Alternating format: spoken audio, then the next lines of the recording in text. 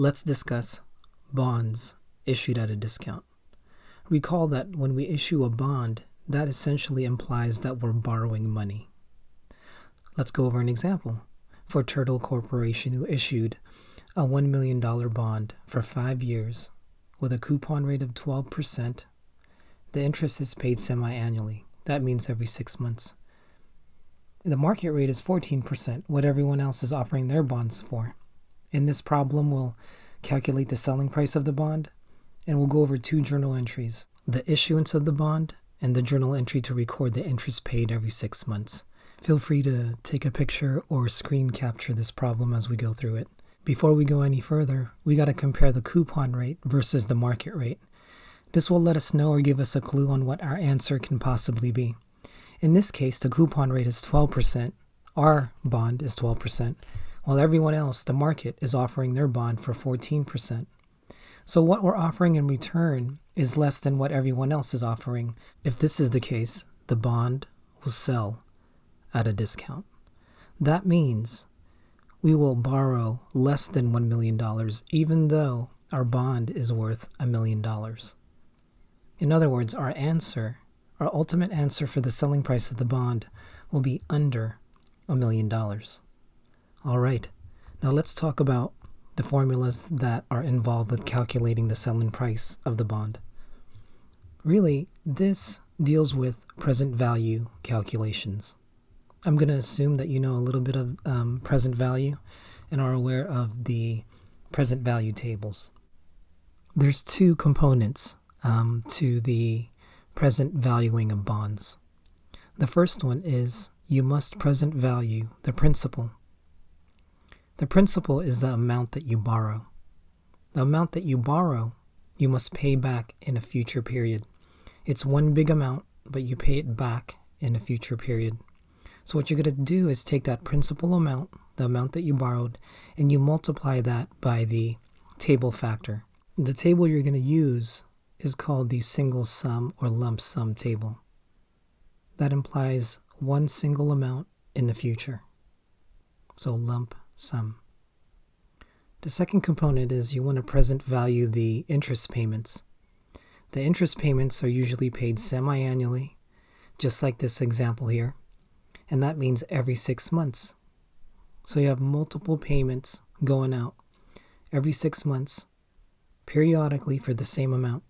What you're going to do is you're going to take that interest payment amount and again multiply by some sort of table factor. In this case, we're going to use the table for the annuities, or annuity table. A different table from the lump sum. So you got to keep track of which table to use. As soon as you present value the principal and you present value the interest payments, you add them up and you will get your issue or selling price of the bond. So let's get into the bond issue selling price calculation. Before doing your present valuing, I like to do or set up a pre-step. The pre-step, we're going to set up what the principal is and what the interest payments are. Here, the principal is the $1 million. The interest payments we have to calculate. This is very important, the step right here, or pre-step right here. So interest payments. Let me show my work on the side over here. We're going to take the $1 million, which is the principal, and you're going to multiply that by the coupon rate. I repeat, the coupon rate. It's what's stated on the bond contract. In this case, it's 12%, and you're going to divide that by 2. The reason why you divide that by 2 is that 12% is stated on a yearly basis, and since you're paying interest payments twice a year, you have to divide that by 2. We'll get $60,000, and so your interest payments is $60,000.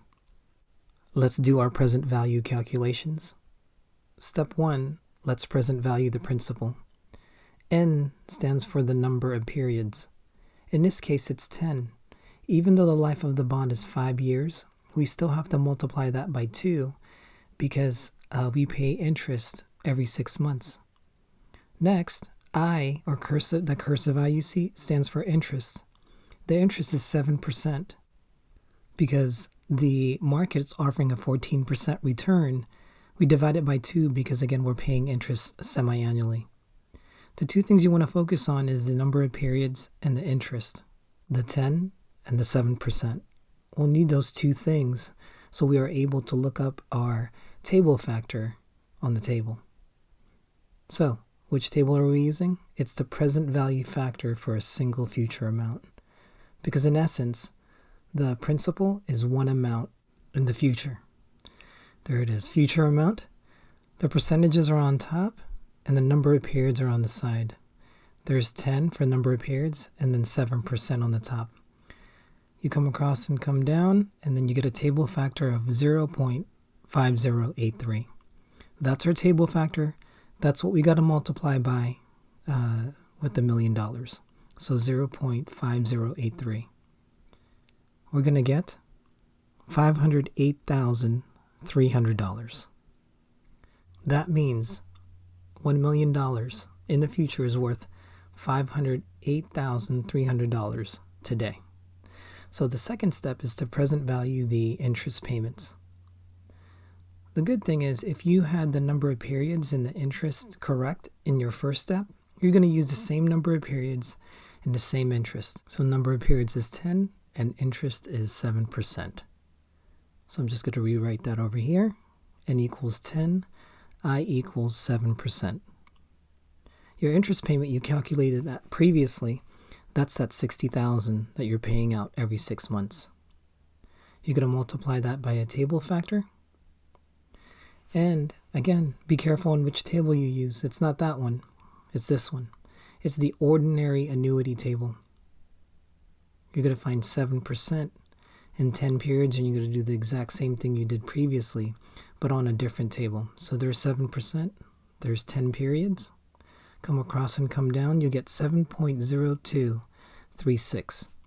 That will be your table factor that we will calculate the interest payment by.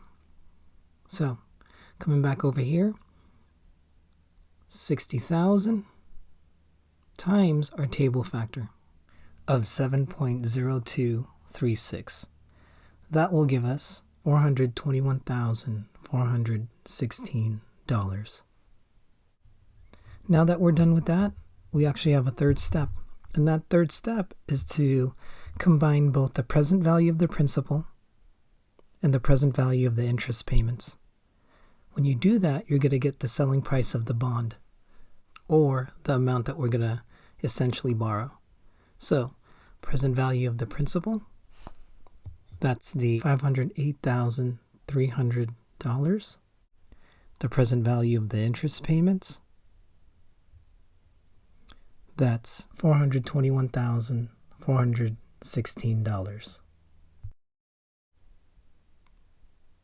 Combine those two, and you will get your selling price of the bond.